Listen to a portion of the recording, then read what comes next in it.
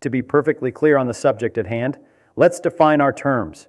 Does extraterrestrial life exist? Are there living beings on other worlds? I have no idea. It's conceivable that there is, and it's also conceivable that there isn't. But that isn't the argument I'm making. My assertion is significantly more precise. Even if they are out there, even if our own galaxy currently hosts millions of distinct civilizations, they are never going to show up here. And we are never going to travel to their home worlds.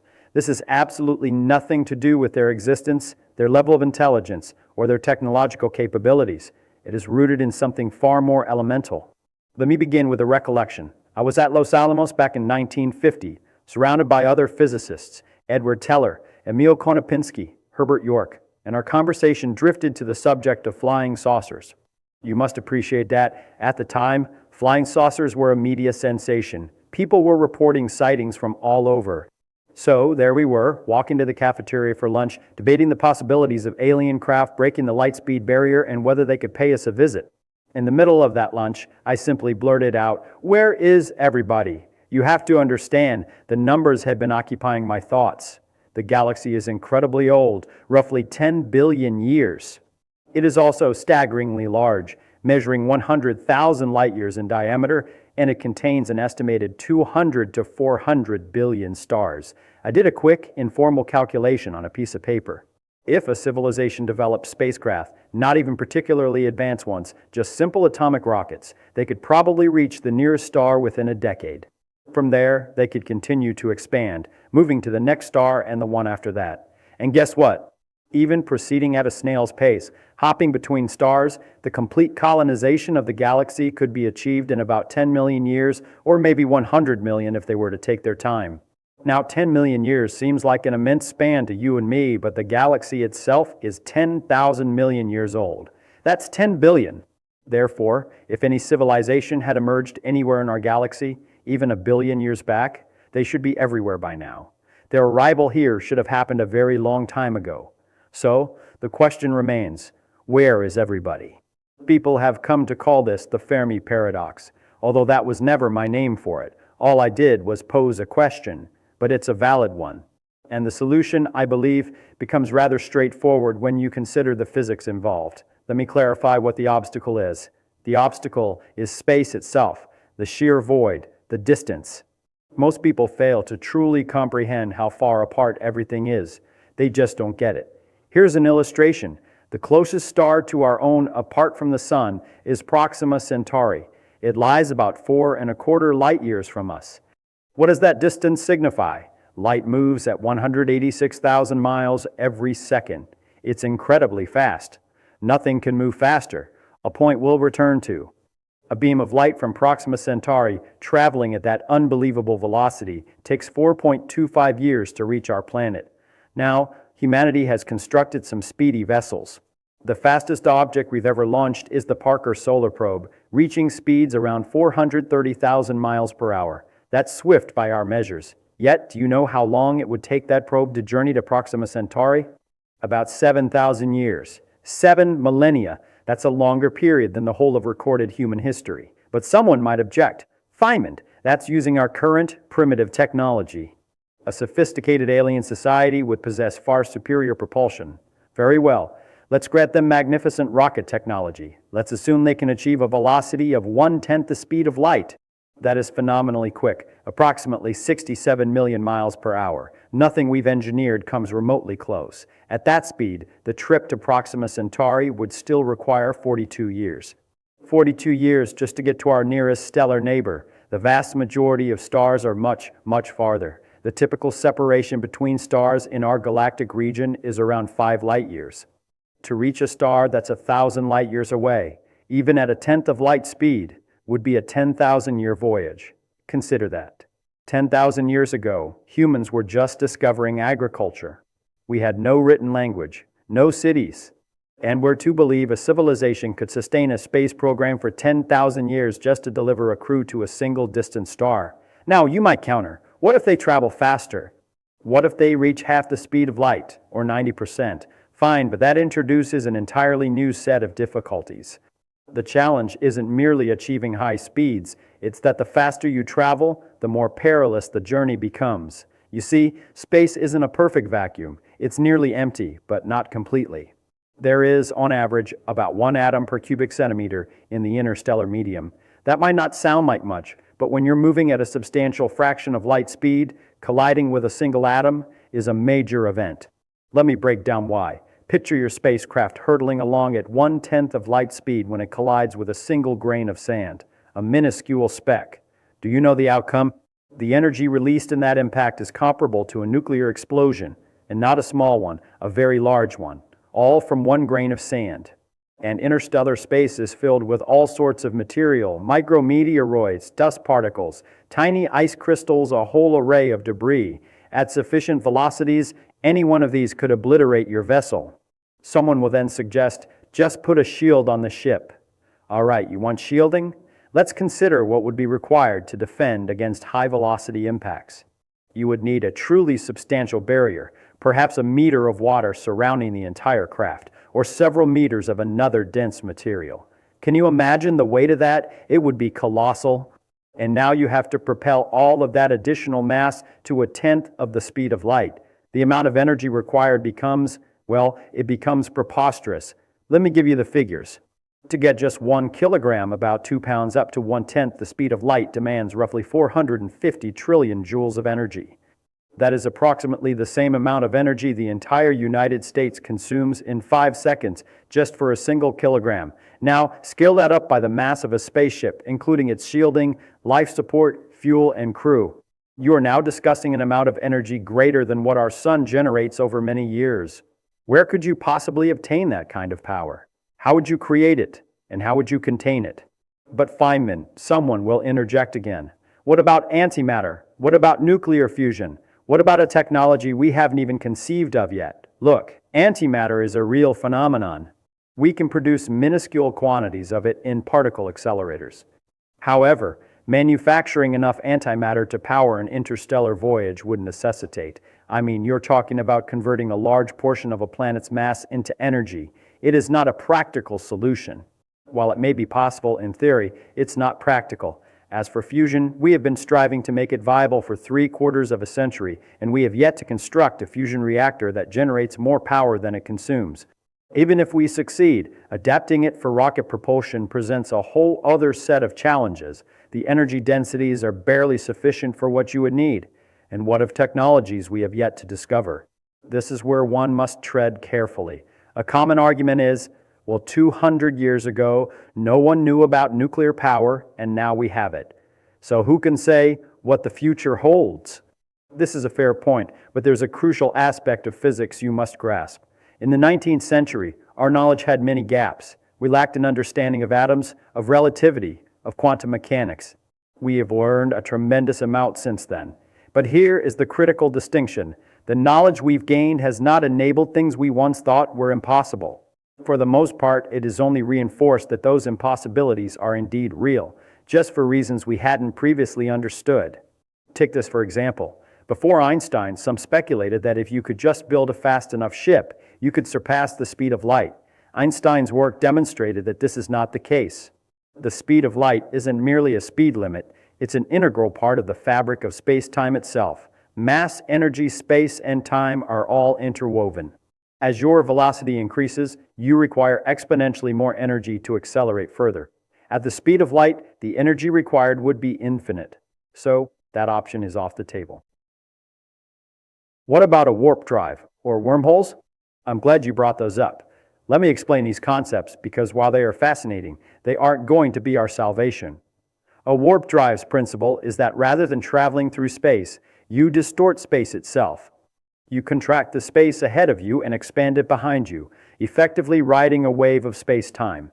It's an elegant concept that isn't forbidden by Einstein's equations.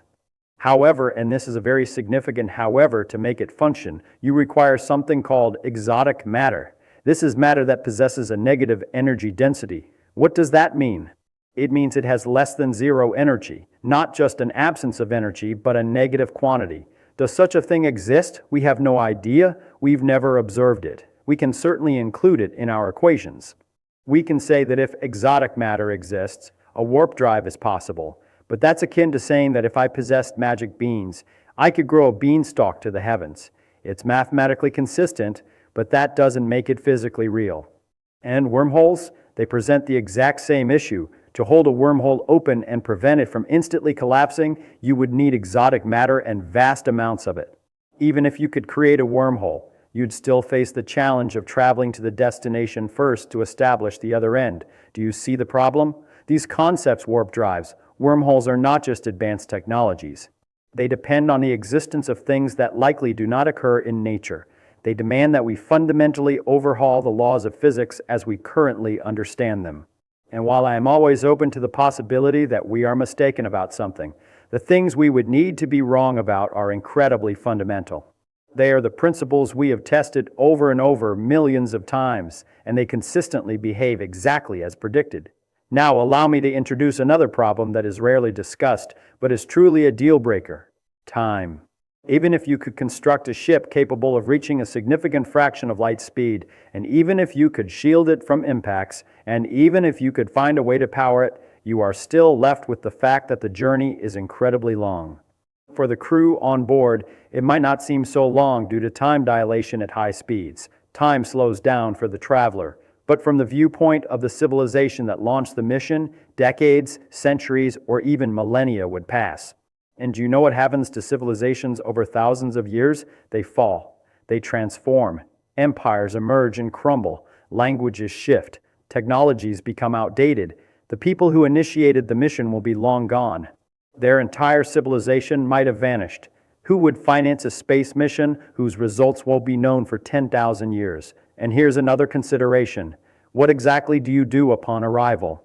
Let's say, through some miraculous turn of events, you successfully reach another star system. You have spent centuries in transit, or perhaps you were in some form of suspended animation, which, by the way, is another technology we do not possess. You arrive, and what do you see? In all likelihood, nothing. No planets within the habitable zone, or planets, but devoid of life, or life, but not intelligent, or intelligent life that is still at the stage of bacteria or aquatic creatures. The probability of discovering another civilization at a comparable technological level at the precise moment of your arrival is infinitesimally small. You've expended all that effort, all that energy, all that time. For what? Now, I can guess what you're thinking. You're thinking, but Feynman, what if there are millions of civilizations? With so many, surely at least one of them would have made the journey. This leads me to what I believe is the genuine answer to the question I asked back in 1950. Let me put it this way. If you were part of an advanced alien society and you had the resources to just potentially send a single ship to another star at an astronomical cost and with a very low chance of finding anything of interest, would you do it? Or would you remain on your homeworld and allocate those resources to other priorities? This is the point that people often overlook. They frame the question of interstellar travel in terms of its feasibility. And the answer is that it might be possible in principle if one is willing to commit an immense amount of resources, take on enormous risks, and wait for an extraordinary length of time. But the more pertinent question is, should it be done? Is it a worthwhile endeavor? And I suspect the answer is almost certainly no. If you are an advanced civilization, your primary concerns are likely survival, comfort, acquiring new knowledge, and exploration, yes, but perhaps exploration through other means. You can learn a great deal with telescopes. You can deploy small, inexpensive robotic probes that don't require life support. You can engage in computational science, running simulations, and exploring mathematical realms. Why would you dispatch biological beings across the galaxy when it is so arduous and costly? This idea is sometimes referred to as the radical mundanity hypothesis, though that's not a phrase I coined. The concept is that the reason we don't observe aliens is not due to some spectacular catastrophe or a great filter that eradicates civilizations. The reality is far more prosaic. It's simply that interstellar travel is exceptionally difficult and offers very little reward. Therefore, no one undertakes it. Consider this analogy. Here on Earth, we have the capability to send expeditions to the deepest parts of the ocean, and we do so on occasion, but we don't establish colonies or cities there. Why is that? Because it is challenging, expensive, and not particularly useful.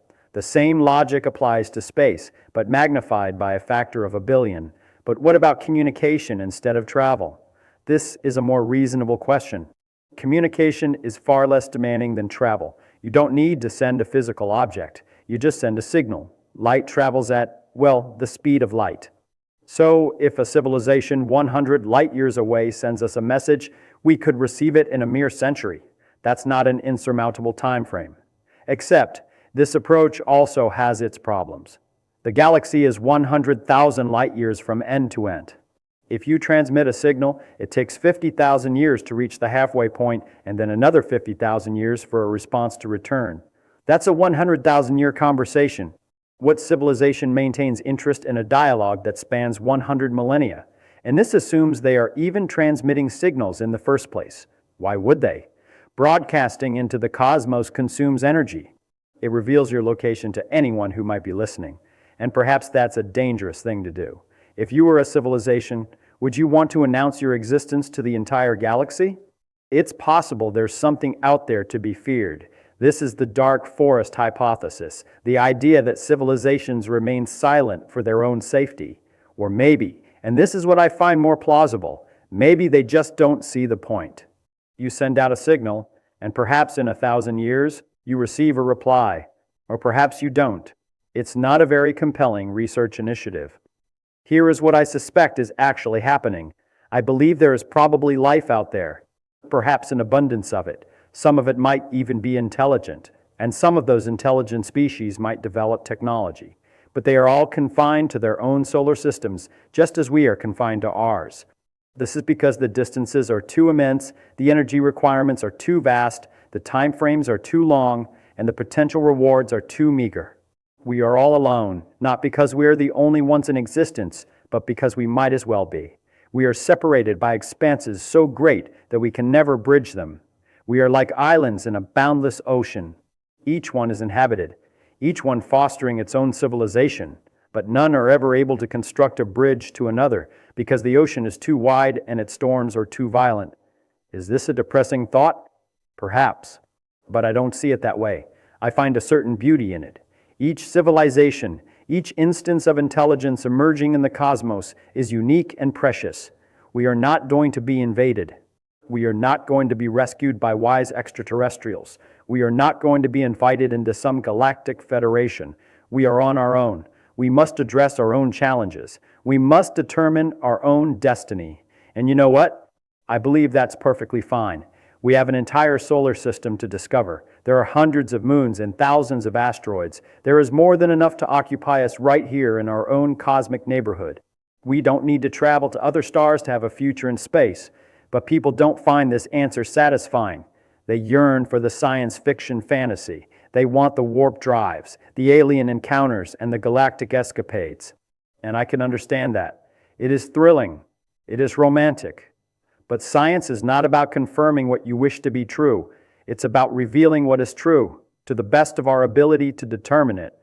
Could I be mistaken? Of course. I have been wrong in the past. Perhaps there is some aspect of physics we don't yet comprehend that makes interstellar travel simple.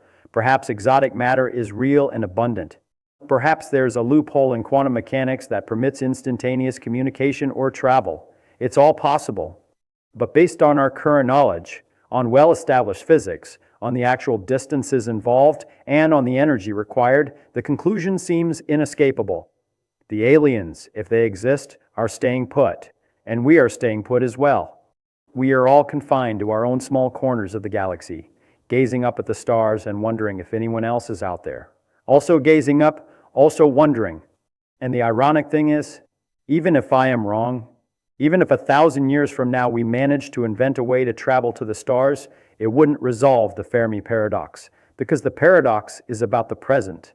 It's about the fact that the galaxy has existed for billions of years, and if interstellar travel were easy, someone should have reached us by now. The fact that they have not tells us something crucial. It is not easy. It might not even be possible in any meaningful sense. So when I'm asked, when will the aliens arrive? I tell them they won't, they can't. Not because they don't exist, but because the universe is too immense, the stars are too far from one another, and the laws of physics are what they are. We are alone, not because we are unique, but because everyone is alone. And that is the dose of reality. The universe is indifferent to our desires. It doesn't accommodate our science fiction fantasies. It simply is what it is. and we must engage with it on its own terms, not as we wish it would be. That is the lesson of physics. That is the lesson of reality. And frankly, I find engaging with reality, understanding how things truly function rather than how we imagine they should, to be far more captivating. The actual universe is more nuanced, more intricate, and more astonishing than any tale we could invent. We just have to be willing to listen to what it is telling us. So that is my explanation. That is why the aliens will never visit. Not because they dislike us, not because they are non-existent, not because they are in hiding, but because they are unable. Because space is vast, travel is difficult, time is long, and energy is a precious commodity. Because the universe, for all its marvels, operates by a set of rules. And those rules, as far as we can determine, make it virtually impossible for different civilizations to ever meet. Where is everybody? They're at home, just like we are, and that is where they will remain.